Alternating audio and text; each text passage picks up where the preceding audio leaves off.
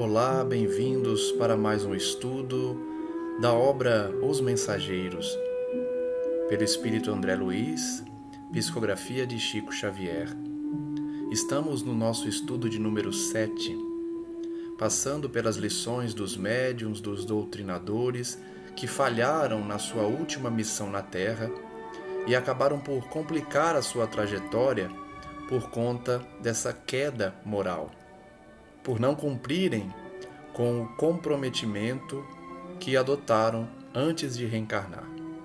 Nós vimos que todos eles partiram de nosso lar com missões específicas na Terra, na mediunidade, na doutrinação, na divulgação da doutrina espírita, e acabaram falhando por diversos motivos. E o último deles estava narrando de que forma ele havia caído. É o monteiro. Nós começamos a analisar o seu relato, que vai dizer que também foi treinado em nosso lar antes de reencarnar e, portanto, patrocinado por diversos mentores, diversos guias, diversos amigos espirituais que o acompanharam nessa missão na Terra. Muitos deles acompanharam para compor a sua equipe de médiuns. E ele começa a falar do contexto em que viveu, reunindo-se num centro espírita para a prática do trabalho mediúnico. Ele diz então que tinha 4 reuniões semanais nesse centro. E ele comparecia com assiduidade absoluta, não faltava. Monteiro então diz que experimentava certa volúpia na doutrinação aos desencarnados de condição inferior. Ele tinha um certo prazer na doutrinação de se colocar acima deles, melhor do que eles. Para todos eles, tinha longas exortações decoradas na ponta da língua. Aos sofredores, fazia ver que padeciam por culpa própria. Aos embusteiros, recomendava enfaticamente a abstenção da mentira criminosa. Então vejam que Monteiro renasceu com a missão da doutrinação, do diálogo com os espíritos. E ele começou a falhar porque já se considerava superior, tinha várias ideias e conselhos a transmitir de forma enfática, muitas vezes através de fórmulas decoradas na ponta da língua. Monteiro vai dizer que os casos de obsessão mereciam ardor apaixonado por parte dele. Estimava enfrentar obsessores cruéis, reduzindo-os a zero no campo da argumentação pesada. Notem que pela própria colocação do Monteiro, pela própria exposição dele, da forma que ele abordava os espíritos, ele já se coloca numa posição de ausência de simplicidade, de humildade. Ele argumentava com os obsessores de forma a diminuí-los, de forma a colocá-los numa posição inferior à dele, como se eles fossem criminosos terríveis, com uma argumentação pesada. Outra característica, vai dizer Monteiro, que assinalava a sua conduta, era a ação firme, a dominação que pretendia exercer sobre alguns pobres sacerdotes católicos romanos. Então, além de tratar os obsessores com certa energia desnecessária, ele gostava de atacar os padres, os sacerdotes da Igreja Católica, que no mundo espiritual continuavam a professar a sua crença. Ele chegava a estudar a Bíblia a fim de demonstrar a ignorância das verdades divinas dos padres que habitavam o mundo espiritual. Estudava então pacientemente longos trechos das Escrituras, não para meditar sobre o entendimento, sobre o conteúdo do livro sagrado, mas sim para mastigá-los ao seu bel prazer, bolsando-os depois aos espíritos perturbados em plena sessão, com a ideia criminosa de falsa superioridade espiritual. Notem mais uma vez que é a própria consciência do indivíduo que mostra para ele a falta de humildade, a falta de simplicidade, essa falsa superioridade que ele reconhecia possuir agora que meditava sobre sua conduta.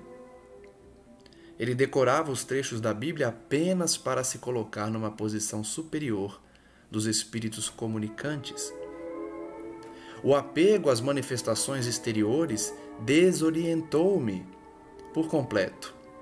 Acendia luzes para os outros, preferindo, porém, os caminhos escuros e esquecendo a mim mesmo. Somente aqui, de volta, pude verificar a extensão da minha cegueira. E aqui fica mais uma lição dessa obra, que nós, aqui encarnados, não deixemos para analisar nossa conduta depois que estivermos no plano espiritual. Porque muitos dos relatos demonstram que os espíritos somente passaram a enxergar os seus erros quando analisaram sua conduta depois da morte. E aí, arrependidos, vão relatar para nós encarnados, para que nós não repitamos seus erros. Logo, a extensão de eventual cegueira que nós tenhamos assumido aqui na Terra deve ser objeto de análise antes do desencarne, para que nós possamos mudar de atitude antes de voltarmos para a pátria espiritual. Com Monteiro, porém, foi diferente. Ele só enxergou a extensão da sua cegueira quando estava na pátria espiritual. Por vezes, depois de longa doutrinação sobre a paciência, impondo pesadíssimas obrigações aos desencarnados, ele abria as janelas do grupo das suas atividades doutrinárias para descompor as crianças que brincavam inocentemente na rua. Então notem que Monteiro relata uma conduta que parece boba, parece pequena, mas que para ele marcou muito, a ponto dele destacar isso na obra.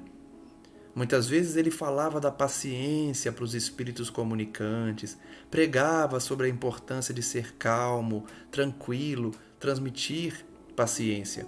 E logo depois abria as janelas do centro espírita e gritava com as crianças que brincavam na rua, demonstrando que ele apenas pregava uma coisa para os espíritos e fazia outra completamente diferente, o que é muito comum de observarmos na Terra. Concitava os perturbados invisíveis a conservarem serenidade para daí a instantes repreender senhoras humildes, presentes à reunião, quando não podiam conter o pranto de algum pequenino enfermo. Olha só. Monteiro então dava lições aos espíritos que eles precisavam ser calmos, serenos, e logo depois gritava com as senhoras que não conseguiam controlar o choro dos seus próprios filhos. E isso quanto a coisas mínimas, porque no meu estabelecimento comercial, minhas atitudes eram inflexíveis. Vejam então que Monteiro tinha uma conduta equivocada no centro espírita e pior ainda no seu ambiente de trabalho, na sua empresa. Raro era o mês que não mandasse promissórias a protesto público. Lembro-me de alguns varejistas menos felizes que me rogavam prazo, desculpas, proteção. Mas nada me demovia. Os advogados conheciam minhas deliberações implacáveis. O Monteiro, então, na sua atividade comercial, protestava as notas promissórias, os títulos de crédito, para cobrar dos seus devedores na justiça quem ousasse não pagá-lo. Passava dias no escritório estudando a melhor maneira de perseguir os clientes em atraso, entre preocupações e observações nem sempre muito retas, e à noite ia ensinar o amor aos semelhantes, a paciência e a doçura, exaltando o sofrimento e a luta como estradas benditas de preparação para Deus. Esse trecho do livro é um tapa na cara de muita gente, inclusive de nós mesmos. Por quê? Muitos pregam no centro espírita, nos estudos, nas orações, o bem, e na hora de dar o testemunho na vida privada, na vida particular, não tem essas atitudes elevadas, a paciência, a serenidade. Não deixam de exercer a maledicência e muitas vezes demonstram a sua conduta perante a sociedade em todos os meios, indo à noite ao centro espírita ou aos fins de semana à igreja para ter uma conduta totalmente diferente. Que possamos então refletir sobre esse trecho da obra, porque é uma lição que todos devemos abraçar. Manter uma atitude cristã em todos os locais de convivência humana e dentro do lar. Andava cego, disse Monteiro. Não conseguia perceber que a existência terrestre, por si só, é uma sessão permanente. Olha só que interessante essa expressão. A vida na Terra é uma sessão mediúnica permanente, é uma sessão espírita, é uma reunião, um culto na igreja, uma missa na Igreja Católica permanente. Nós temos que ter uma conduta elevada, a mesma conduta que muitas vezes nos forçamos a ter no templo religioso. Talhava o Espiritismo a meu modo, disse Monteiro. Muitos fazem isso, né? Adaptam as lições do Evangelho às suas concepções, diminuindo quando a sua atitude não condiz com o que o Evangelho ensina, ou dizendo que não é bem assim o que Kardec quis dizer, o que Jesus quis dizer, adaptando as mensagens eternas ao nosso bel prazer, para que elas se adaptem à nossa conduta equivocada. Toda a proteção e garantia para mim e valiosos conselhos para o próximo. Não é assim que a gente muitas vezes atua na Terra? Queremos toda a proteção de todo o mal, queremos que os espíritos se dediquem à nossa proteção, os nossos protetores, nossos guias, nossos guardiães, enquanto que para os outros é conselho somente.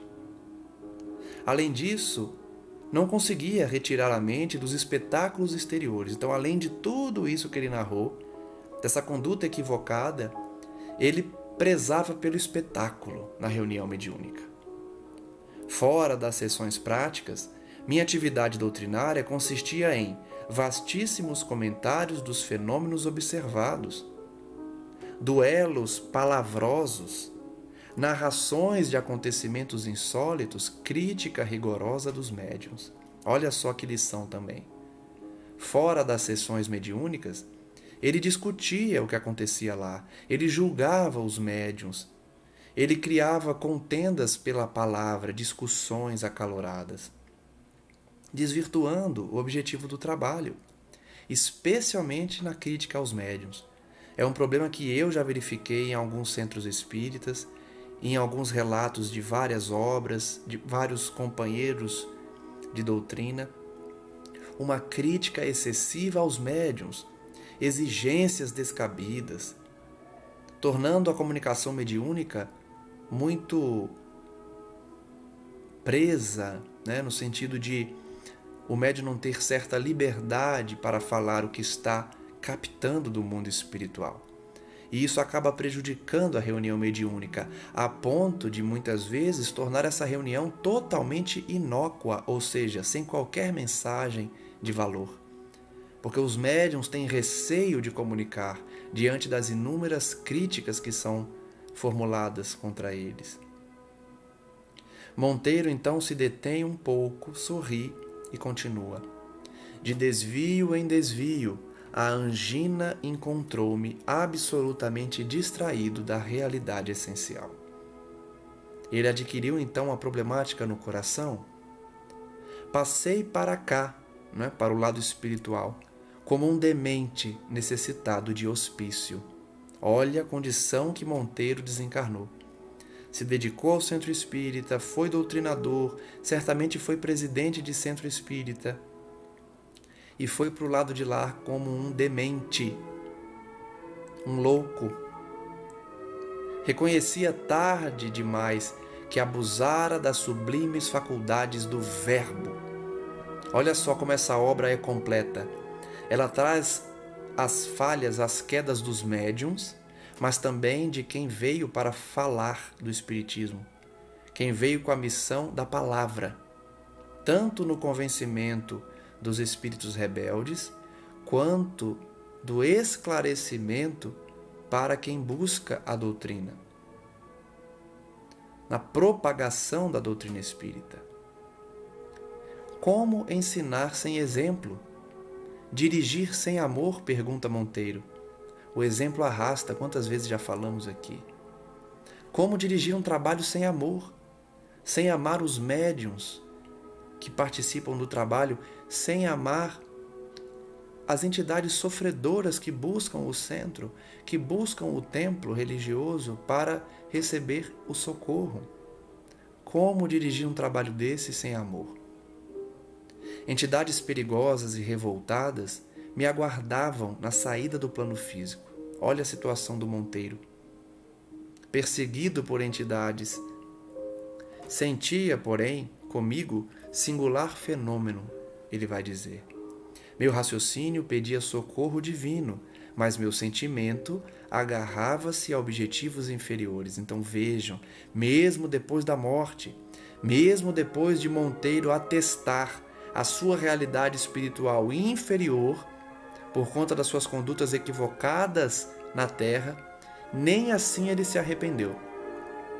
Ele continuava cultivando sentimentos inferiores, objetivos inferiores. Externamente ele pedia socorro para Deus, mas no seu interior, o seu coração exalava objetivos inferiores. Eu já disse aqui várias vezes, vou repetir. No mundo espiritual nós não conseguimos ocultar os nossos sentimentos, as nossas intenções. Monteiro podia usar da palavra para tentar ludibriar, como ele sempre fez quando encarnado, mas desencarnado ele não conseguia ocultar seus objetivos inferiores. Minha cabeça, ele vai dizer, dirigia-se ao céu, em súplica, mas o coração colava-se à terra. E assim a gente permanece. Por isso muitos desencarnam e ficam vagando na terra. Ficam visitando seus lares, visitando até mesmo os locais de trabalho ou os centros religiosos, em busca de ajuda, mas, ao mesmo tempo, com o coração preso à terra por conta dos interesses mesquinhos e passageiros. Nesse estado triste, vi-me rodeado de seres malévolos que me repetiam longas frases de nossas sessões. Olha como tem espíritos lá também que usam do sarcasmo, da ironia, espíritos galhofeiros que decoraram as frases que Monteiro dizia quando doutrinava nas sessões mediúnicas e usavam as mesmas frases para com ele. Logicamente, de forma jocosa, fazendo chacota, ironia. Com atitude irônica, portanto, recomendavam serenidade a ele. Olha só, paciência, perdão às faltas alheias. As mesmas frases que Monteiro usava na reunião mediúnica, esses espíritos galhofeiros usaram com ele. Tenha paciência, Monteiro. Tenha serenidade, não é isso que você dizia? E agora, quando atesta a realidade da sua conduta, quer o resgate, quer sentar ao lado do divino? Perguntavam então a ele por que não se desgarrava do mundo, já que estava desencarnado?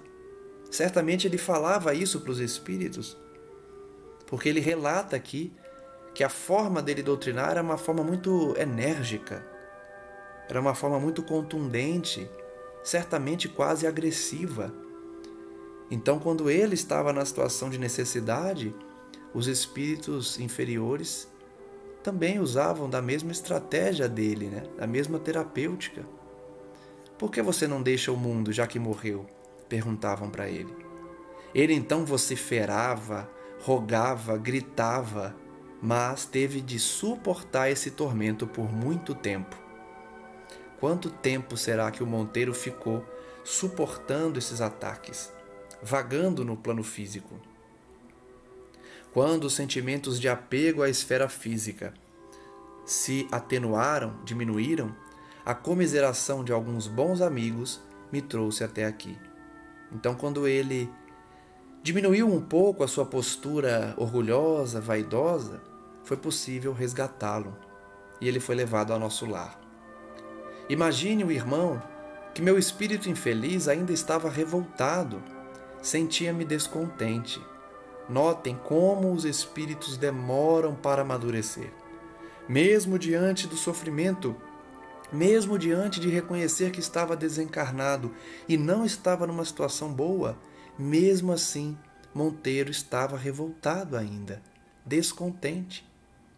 Quantos chegam do outro lado e falam, mas eu fui presidente de centro espírita, eu fui palestrante famoso, eu liderei reuniões mediúnicas. Quantos chegam lá querendo receber um tratamento diferenciado por uma suposta dedicação à doutrina espírita que não trouxe nenhum aprendizado para o indivíduo? Por isso a revolta, por isso o descontentamento. Não havia fomentado as sessões de intercâmbio entre os dois planos? Ele perguntava. Ele não tinha proporcionado o diálogo dos desencarnados com os encarnados? Ele não tinha se dedicado ao esclarecimento dos desencarnados? Percebendo então essa irritação ridícula dele, amigos generosos submeteram Monteiro a um tratamento. Mesmo assim, ele não ficou satisfeito. Pediu à ministra veneranda uma reunião, uma audiência, já que ela era a intercessora daquela oportunidade dele. Olha só, irmã veneranda, ministra de nosso lar, tinha patrocinado a ida de Monteiro à Terra, para que ele usasse da palavra para o bem. Com a sua queda, ele voltou para nosso lar e exigiu uma reunião com veneranda, porque não estava satisfeito, estava revoltado. Queria explicações que pudessem atender ao seu capricho individual. Veja como ele ainda fazia exigências. Ao invés de reconhecer a sua queda moral, os seus erros, e pedir uma nova oportunidade, pedir o aprendizado, ele estava ainda numa posição de fazer exigências a uma ministra de nosso lar. Percebam a cegueira que Monteiro estava mergulhado. A ministra, sempre muito ocupada, mais atenciosa, não marcou a reunião, mas visitou Monteiro, mesmo com a insensatez da solicitação dele. Como ela era muito gentil, visitou ele nas horas que ela se dedicava ao descanso. Monteiro, então, vomitou tudo o que ele queria dizer, né? Crivou os ouvidos da ministra de lamentações. Chorou. E durante 2 horas ela ouviu o Monteiro por um prodígio de paciência evangélica. Imagine o quanto ela não ficou ouvindo as bobeiras que o Monteiro dizia, as exigências que ele deve ter feito, as suas contribuições, o estudo que ele se dedicou, o trabalho que ele fez na terra. Ela sabia de tudo, mas ela ouviu pacientemente.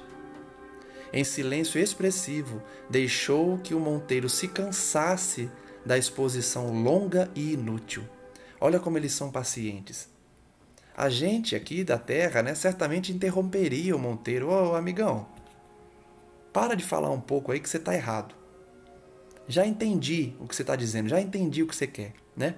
Muitas vezes a gente fala isso, a gente falaria isso talvez. A ministra, porém, ouviu tudo, pacientemente, 2 horas.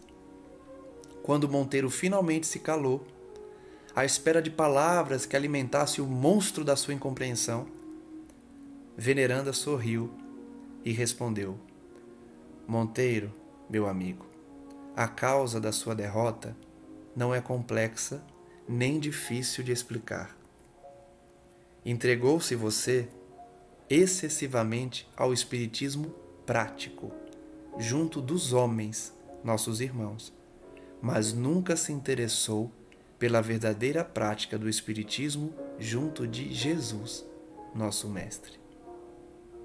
Que resposta, hein? Imaginem receber uma resposta dessa de um espírito elevado como Irmã Veneranda.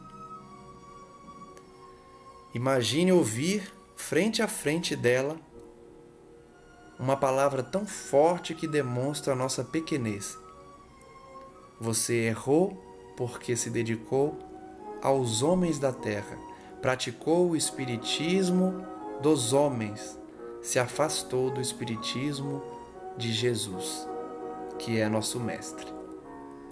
Depois de uma resposta dessa, como Monteiro poderia justificar qualquer exigência? Nesse instante, Monteiro fez longa pausa, pensou uns momentos e falou comovido. Desde então, minha atitude mudou muitíssimo, entendeu? Como não mudar, né? Depois de uma reunião com a irmã Veneranda, tão elevada, e receber uma lição dessa, pelas palavras dela. Mudou então de atitude, grandemente. Aturdido com a lição profunda, respondeu, mastigando palavras, como quem pensa mais para falar menos, disse André Luiz. Sim, sim, estou procurando compreender. André Luiz estava aprendendo, né, junto dele. Vamos para o capítulo 13, então, Ponderações de Vicente. Vicente, que é o colega de André Luiz, médico também, né? André Luiz então diz que não estava farto de lições, mas para o momento havia aprendido bastante. Ele colheu aí várias experiências, né, de médiuns, de doutrinadores. Impressionado com o que me fora dado observar, não insisti com Vicente para prolongar nossa demora no centro de mensageiros. Deixando grandes grupos em conversação ativa, reconstituindo projetos, refazendo esperanças, segui o companheiro, que me convidava a visitar os imensos jardins. Então eles se afastaram, né, daquele recinto em que as pessoas continuavam dividindo experiências, prevendo como seria o futuro delas, combinando projetos novos, e aí eles seguiram para o jardim, Vicente e André Luiz. Roseirais enormes balsamizavam a atmosfera, leve e límpida. Sinto-me fortemente impressionado, disse André Luiz. Quem diria pudessem caber tantas responsabilidades a essas criaturas? Não conheci pessoalmente nenhum médium ou doutrinador do espiritismo, justificando agora a minha surpresa. André Luiz, quando estava encarnado, não tinha conhecido nenhum médium, nenhum doutrinador, não sabia o peso das responsabilidades que eles trazem quando reencarnam. Nós trazemos, porque nos comprometemos na espiritualidade a servir ao Cristo. Muitas vezes chegamos aqui e esquecemos completamente das nossas promessas. Vicente sorriu e ponderou. Você, meu caro, procede das câmaras de retificação, onde os trabalhos são muito reservados e circunscritos. Talvez sua impressão provenha dessa circunstância. Verá, porém, com o tempo, que existem aqui locais de conversações dessa natureza, referentes a todas as oportunidades perdidas. Então Vicente explica a André Luiz que ele tinha vindo de uma câmara de retificação onde os trabalhos eram mais específicos. Então ele não tinha essa experiência de dividir o que ocorrera com indivíduos que se comprometeram com o espiritismo e falharam. Então ali no centro de mensageiros ele poderia dividir essas experiências. Já visitou alguma dependência do Ministério do Esclarecimento? Perguntou Vicente. Não, respondeu André Luiz. Ele vai dizer então que ali localizam-se os enormes pavilhões das escolas maternais.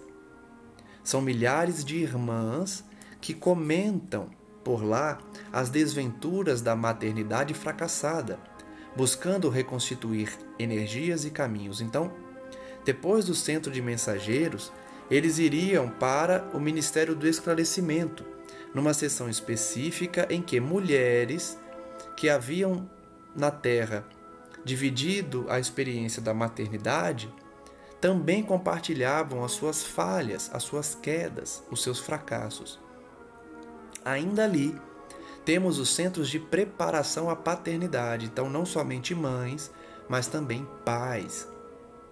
Grandes massas de irmãos examinam o quadro de tarefas perdidas e recordam com lágrimas o passado de indiferença ao dever. Vejam que esses setores que estamos estudando são específicos de indivíduos que falharam, que faliram, que fracassaram em diversos setores na encarnação. Saídos de nosso lar, comprometidos com o bem, acabaram falhando. Médiuns, doutrinadores, mães e pais. Indiferentes ao dever, agora choravam, lamentando o passado de erros. Nesse mesmo ministério, temos a especialização médica, nobres profissionais da medicina que perderam santas oportunidades de elevação. Lá discutem seus problemas. Será, portanto, um local muito interessante para o André Luiz e para o Vicente, porque ambos também exerceram a medicina na Terra. Vejam que é um centro, uma seção que traz os fracassos de diversos setores, mães, pais, médicos também. Nesse instante, André Luiz interrompe e observa: entretanto, somos médicos e não estamos lá. Sim, explica Vicente. Infelizmente, para nós, caímos em toda a linha, não somente na linha médica. Olha só que interessante. A seção dos médicos que revisitavam as suas atitudes era para aqueles que falharam somente no exercício da medicina. André Luiz e Vicente falharam também no exercício da medicina. Não somente. Por isso eles não foram para lá. Eles tinham falhado em outras áreas, não somente na medicina. Não só na qualidade de médicos, mas muito mais como homens. Pois que, se disse a você o que sofri, ainda não contei o que fiz. Olha só. Vamos então conhecer o que Vicente fez. Em 2 estudos passados, se eu não me engano, nós conhecemos a história de Vicente, do que ele tinha sofrido na Terra. Enganado pela esposa e pelo irmão, ele foi assassinado por eles. E nós só ouvimos essa parte da história. Vicente agora vai contar o que ele fez. Ele e André Luiz falharam como homens, como indivíduos, não só como médicos. E Vicente agora contaria o que ele fez. É verdade, disse André Luiz, concordando então desapontado, recordando da sua condição também de suicida inconsciente. Nós já tratamos aqui de como André Luiz foi recebido no além, suicida indireto por não cuidar da sua saúde. Ele então se recordou dessa condição dele e também refletiu que Vicente não tinha contado o que havia feito. Ainda no esclarecimento, ele diz: temos o Instituto de Administradores, onde os espíritos cultos procuram restaurar as forças próprias e corrigir os erros cometidos na mordomia terrestre. Então ele está explicando que no setor de esclarecimento também tem aqueles intelectuais, os cultos, que cometeram também na Terra erros e estavam agora a lamentar. Nos campos de trabalho, no Ministério da Regeneração, existem milhares de trabalhadores que se renovam para a recapitulação das grandes tarefas da obediência. Notem que nosso lar traz essas diversas sessões, esses diversos setores de recuperação dos que fracassaram e de preparação para novas experiências.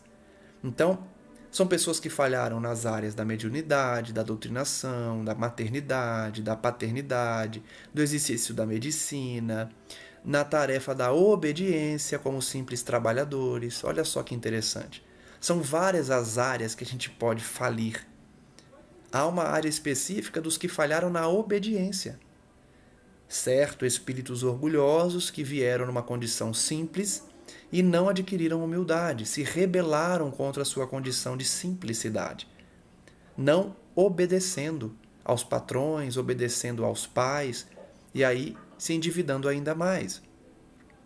Somos numerosos, ele diz então sorridente, os falidos nas missões terrestres. São muitos os que falham. E note-se que todos os que tenham chegado a zonas como o nosso lar devem ser levados à conta dos extremamente felizes. Olha que reflexão importante. Em nosso lar, existem milhares de espíritos falidos, que falharam na Terra, que fracassaram nas suas missões.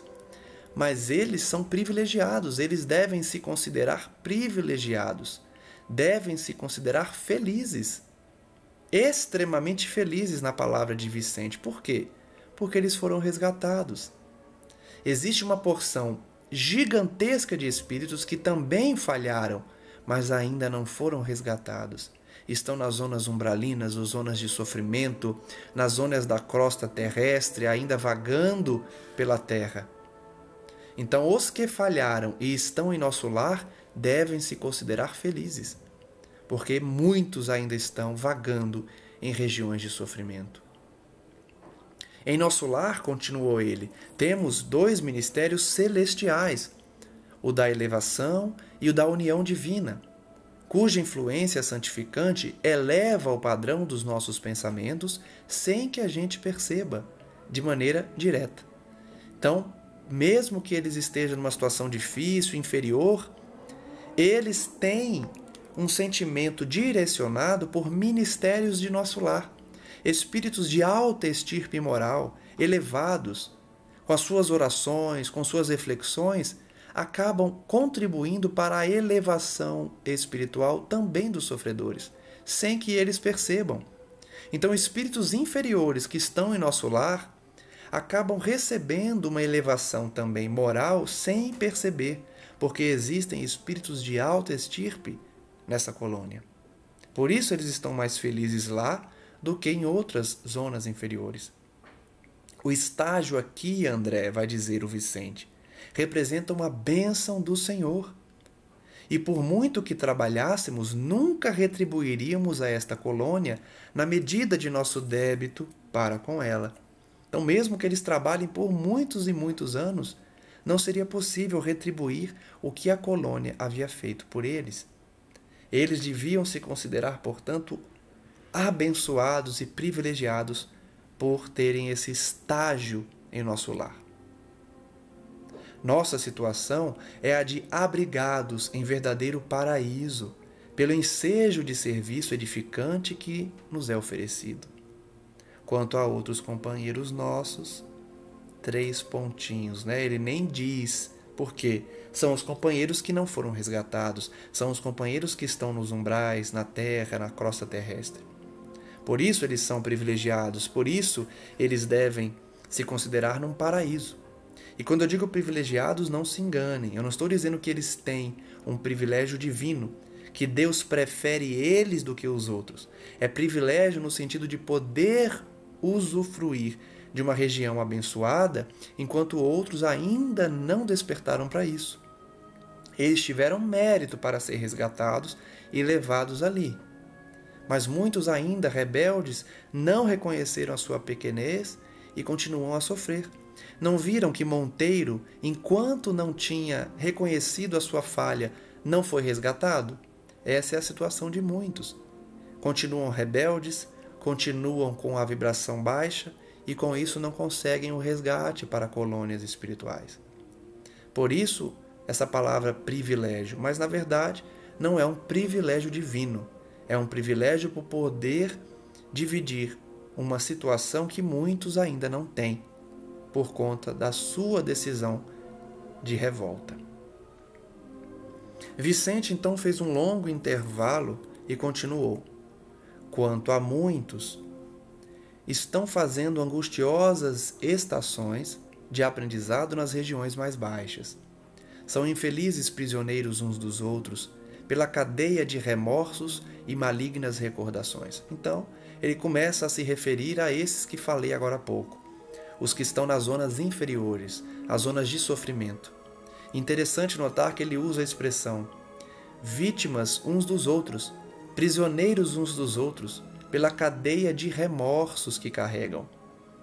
Vejam que quem aplica punições nos umbrais não são anjos, não são espíritos elevados.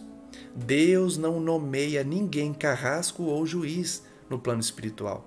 São seres inferiores que se auto-intitulam juízes, carrascos, aplicadores da lei, porque é a consciência de cada um que traz a reflexão, que traz o sofrimento de atestar o quanto erraram. Então, esses indivíduos, com essa grande cadeia de remorsos que carregam em suas mentes, acabam se deixando levar pelas punições que outros espíritos aplicam. Eles não têm essa outorga divina para aplicar punições, mas como os indivíduos têm um grande remorso, uma grande consciência de culpa, acaba que eles se sujeitam a um sofrimento imposto por outros seres inferiores, que ao praticarem isso também estão se endividando. No que concerne à medicina, os colegas em bancarrota espiritual, em falência espiritual, são vários. Vários são os que falem, que vão à falência moral em relação ao exercício da medicina. A saúde humana é patrimônio divino e o médico é sacerdote dela. O médico é sacerdote da saúde humana, que é divina. Os que recebem o título profissional de médico no quadro de realizações, sem se utilizarem dele para o bem dos semelhantes, pagam caro essa indiferença. Olha a função dos médicos. Todas as profissões têm suas funções nobres na Terra, mas aqui ele fala especificamente dos médicos. Missão de levar a saúde, o atendimento, a redução das dores e do sofrimento para a sociedade. Quem não se utiliza da medicina para o bem comum paga caro por essa indiferença. Os que abusam da medicina, portanto, estão situados no campo do crime. E Jesus não foi somente um professor. Jesus não foi somente um mestre. Foi médico também. Quantas curas Jesus realizou? Isso não é ser médico? Jesus também foi médico. Deixou no mundo o padrão da cura para o reino de Deus. Proporcionava socorro ao corpo e ministrava fé à alma, médico do corpo físico e médico das almas. Dava o remédio para o corpo e dava o remédio para a alma, a fé.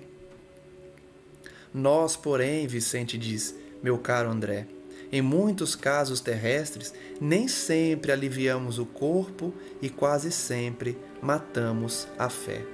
Olha que frase forte. O médico na terra nem sempre alivia a dor do corpo e nunca, quase nunca, quase nunca proporciona a fé no outro. Pelo contrário, mata a fé no outro. Quantos médicos atuam assim? André Luiz e Vicente se colocavam nessa condição. As palavras sensatas do amigo caíam na alma de André Luiz como raios de luz. Tudo era verdade, a verdade simples e bela. Ele ainda não tinha pensado de fato em toda a grandeza do serviço divino de Jesus médico. Muitos de nós não pensamos nisso, né? Nessa figura do Cristo como médico, tanto do corpo quanto da alma. Ele,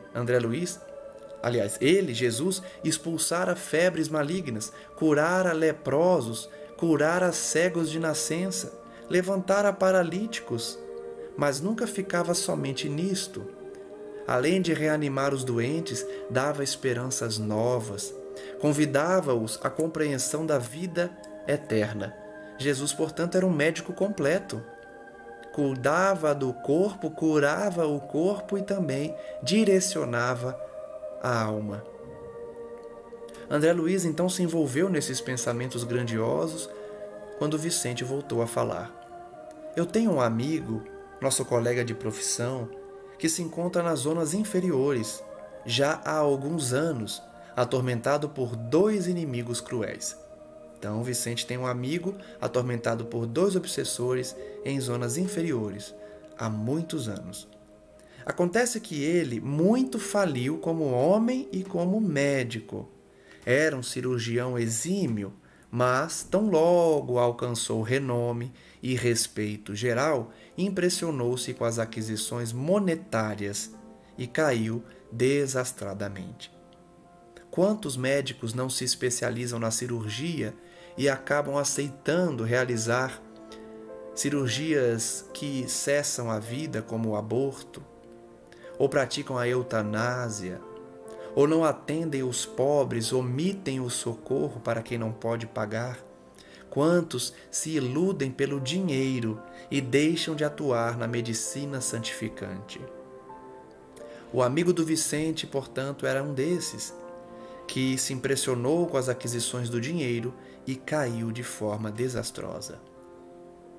Nos dias de grandes negócios financeiros, ele deslocava a mente das obrigações veneráveis, colocando-a distante na esfera dos banqueiros comuns. Ele comercializava a mente médica para o bem, os seus compromissos, as suas promessas como médico, o seu juramento que todo médico faz. Não fosse a proteção espiritual, essa atitude teria comprometido oportunidades vitais de muita gente. Então olha que interessante. Se alguns dos pacientes, alguns não, né? Se muitos dos pacientes desse indivíduo não tivessem proteção espiritual, as vítimas dele seriam muito maiores. Vítimas da sua imprevidência, da sua paixão pelo dinheiro, esquecendo, portanto, da sua promessa como médico, do seu juramento de Hipócrates, que todo médico formula. A colaboração do pobre amigo tornara-se quase nula, e alguns desencarnados nas intervenções cirúrgicas que ele praticava, notando-lhe a irresponsabilidade, atribuíram-lhe a causa da morte física, quando não a esperavam, votando-lhe ódio terrível. Essa parte aqui merece destaque. Olha o que ele está dizendo. O médico invigilante, que nesse caso é cirurgião, ele ganhou inimigos espirituais por quê? Muitos dos seus pacientes que morreram, quando viram que ele era imprevidente, irresponsável na cirurgia, atribuíram a morte à conduta equivocada do médico. Olha só que interessante. André Luiz vai perguntar para ele, mas estava na programação desses indivíduos morrerem? Estava. Mas como o médico foi imprevidente, irresponsável, esses espíritos acham que morreram por causa da imprevidência desse médico. Então, muitas situações que o médico foi irresponsável e o indivíduo acabou morrendo, esse indivíduo se tornou um inimigo espiritual dele, porque achou que tinha morrido por culpa do médico. Quando não foi, muitas vezes, não foi culpa dele, mas a irresponsabilidade, a imprevidência, o descaso do médico deu essa impressão para o espírito. E aí ele passou a persegui-lo. Olha que interessante. Amigos do operador prestaram esclarecimentos justos a muitos.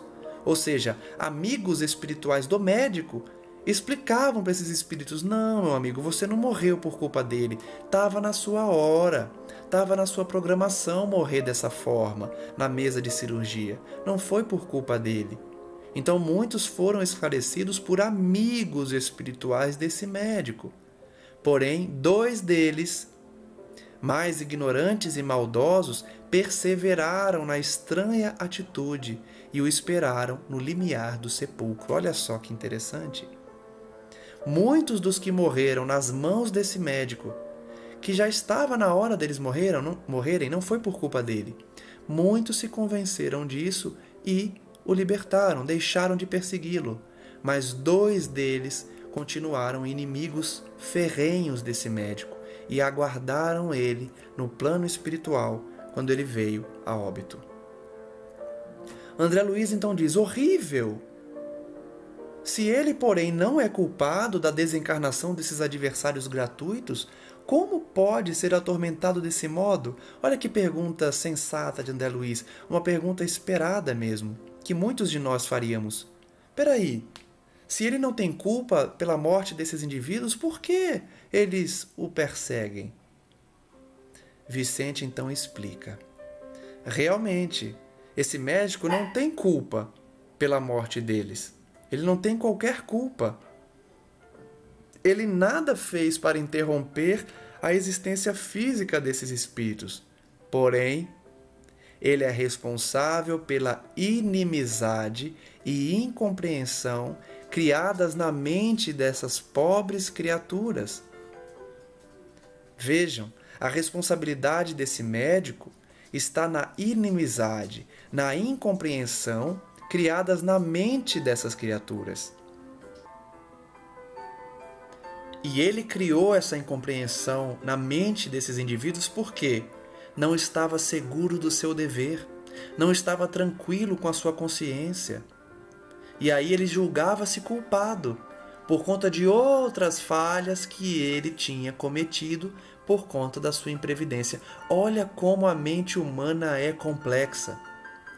Esse médico, que o Vicente ainda não deu nome a ele, por isso que eu estou me referindo a ele apenas como médico, amigo do Vicente, ele foi imprevidente na sua conduta na Terra como cirurgião. E mesmo não tendo culpa na morte de muitos, ele carregava uma culpa própria. Ele não estava tranquilo na consciência, porque gerou aquela dúvida: será que ele morreu por conta da minha irresponsabilidade? Será que ele morreu porque eu não dei a atenção devida? Olha como a mente humana é complexa. Então esse próprio sentimento de culpa, de dúvida que ele gerou nele mesmo, trouxe essa dúvida também para os espíritos que desencarnaram. Se ele tivesse cumprindo com seu dever no mais alto nível, que é como todos devem cumprir, ele não geraria essa dúvida nele mesmo e nem nos espíritos que morreram, nos espíritos desencarnados. Olha que interessante. Então, a pergunta de André é pertinente, mas a resposta também é muito lógica.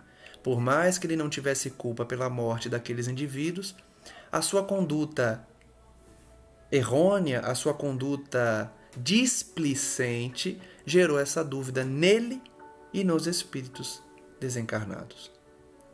Ele passou então a se julgar culpado por conta de outras falhas que já tinha cometido. Todo erro traz fraqueza, e assim sendo, o nosso colega, por enquanto, não adquiriu forças para se desvencilhar dos perseguidores. Então vejam que essa culpa que ele já trazia na Terra, ele transportou para o mundo espiritual quando morreu. E essa mesma culpa, por não ter sido um médico dedicado, fazia com que ele continuasse vítima daqueles dois perseguidores. Olha que interessante.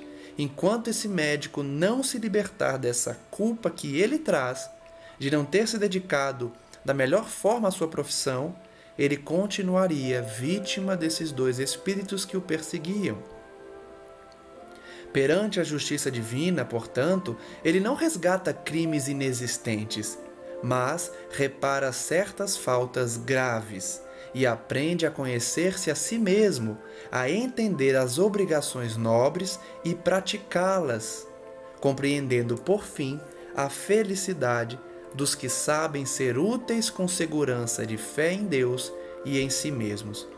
Olha que lição aquele médico está aprendendo. Muitos podem dizer, peraí, então ele está pagando no umbral a perseguição de dois espíritos por crimes que ele não cometeu.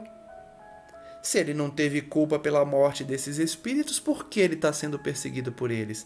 E por que Deus permite que ele esteja no umbral perseguido por esses dois? Vicente explica. Ele não está pagando por um crime inexistente. Ele está pagando pela sua consciência de culpa, pelas faltas graves que cometeu enquanto médico, pela sua imprevidência enquanto cirurgião, pelo seu descumprimento do dever da ética médica. Olha só. Enquanto ele não reconhecesse a sua falha e se arrependesse, ele estaria ainda subjugado a esses dois infelizes perseguidores. Logo, ele não paga por um crime inexistente. Ele sofre para cultivar um sentimento de reconhecimento da sua atitude e, principalmente, conhecer a si mesmo, que é uma das funções da dor, é uma das funções da expiação. Conhecermos a nós mesmos, as nossas falhas, as nossas limitações, as nossas atitudes e, especialmente, mudar essa atitude, esse pensamento para nos libertarmos do passado, de erros. Esse é o objetivo da expiação. Aquele médico então expiava para aprender, para se perdoar. Não é Deus que pune, é o próprio indivíduo que se autopune diante da sua conduta que ele sabe que foi errada, ele sabe que foi equivocada. Por isso ele estava entregue aos dois perseguidores. A noção do dever bem cumprido, André, Vicente vai dizer, ainda que todos os homens permaneçam contra nós, é uma luz firme para o dia e abençoado travesseiro para a noite.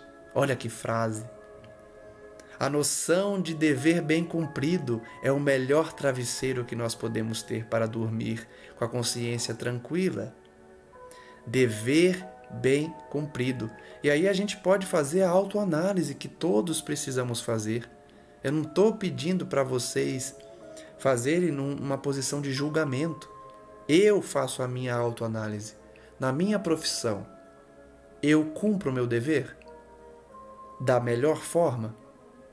Eu atendo as pessoas da forma que eu aprendi e o que a minha profissão exige? Se sim, a minha consciência está tranquila. Eu não vou sofrer o que esse médico sofreu. Por quê? Porque eu não vou gerar dúvidas. Se algo acontecer contrário à minha prestação de serviço, eu não vou ter nenhum sentimento de aconteceu porque eu tive culpa nisso aí. Eu falhei. Eu não me dediquei como eu deveria ter me dedicado. Se eu fiz tudo o que eu podia, conforme a minha profissão me ensinou, eu não terei consciência de culpa. Logo, não sofrerei as consequências de algo que acontece, que a pessoa, o cliente ou o paciente, achar que foi por imprevidência minha. É só a gente refletir no seguinte: se esse médico tivesse cumprido a sua função sem nenhum tipo de falha, sem nenhum tipo de imprevidência ou displicência, a morte desses indivíduos não causaria perseguição a ele. Por quê? Esses espíritos não encontrariam nesse médico a culpa na consciência e perceberiam que eles desencarnaram porque estava na hora. Eles não teriam nenhum tipo de sentimento de animosidade contra esse médico, porque perceberiam nele que fez de tudo para mantê-los vivos. Está aí a diferença, a conduta, o pensamento, a dedicação que nós devemos ter às nossas tarefas. E isso serve para todas as tarefas, não somente as profissões, mas as tarefas que esses espíritos que nós vimos aqui também vieram. A tarefa da mediunidade, da doutrinação, da paternidade, da maternidade, da medicina e etc. Que sirva então de lição para todos nós essa experiência do colega do Vicente, do amigo de Vicente e, por consequência, amigo de André Luiz também, já que todos eram médicos. Continuaremos o nosso estudo amanhã. Convido a todos para prosseguirmos na análise da experiência de André Luiz no plano espiritual em relação aos que faliram na Terra. Lembrando que essas obras servem para que nós cultivemos uma conduta adequada para não falharmos também, para chegarmos no mundo espiritual conscientes de um dever cumprido na Terra. Não há sentimento melhor que esse, consciência de dever cumprido. Peço então aos amigos espirituais que possam nos abençoar nesse momento, envolvendo quem ouve, envolvendo quem escuta a palavra, quem reflete e reflexiona sobre as lições de André Luiz e do nosso querido médium Chico Xavier, que hoje habita regiões felizes e iluminadas, num amplo trabalho que certamente não traz nenhum peso em sua consciência, já que ele sim exerceu a sua tarefa com excelência, sem qualquer displicência. Pelo contrário, se dedicou a todos sem exceção. E não tem qualquer vírgula que se possa atribuir ao trabalho de Chico Xavier. Sigamos, portanto, o exemplo desses grandes emissários, os conselhos de André Luiz, que falhou na terra, mas arrependeu-se no além e, portanto, se aproxima de nós, já que nós também somos falhos. Ainda estamos longe da estirpe espiritual de Chico Xavier. Podemos usá-lo como referência, mas usemos também a experiência de André Luiz, que, próximo à nossa falha na terra, já que também ser humano que falhou, podemos chegar ao seu patamar, uma vez resgatados, uma vez aconchegados em nosso lar ou em outras colônias, a fim de nos dedicarmos também à causa espírita ou à causa religiosa de qualquer matriz. Agradecemos, portanto, as lições do Evangelho, as emanações dos Espíritos nobres e pedimos que os mentores de nosso lar nos inspirem também nesse estudo, a fim de que possamos transmitir àqueles que escutam a nossa palavra, refletem os nossos ensinos, para que a mensagem chegue pura, chegue sem qualquer alteração de nossa mente infeliz ou ainda imperfeita. Agradecemos, portanto, a esses amigos e pedimos que a espiritualidade superior prossiga a nos abençoar, a nos envolver, especialmente nesse momento em que teremos que enfrentar grandes situações de testemunho na transição planetária. Graças damos ao nosso Senhor hoje e sempre, e que assim seja. Um forte abraço então a todos e até o próximo estudo. Até mais.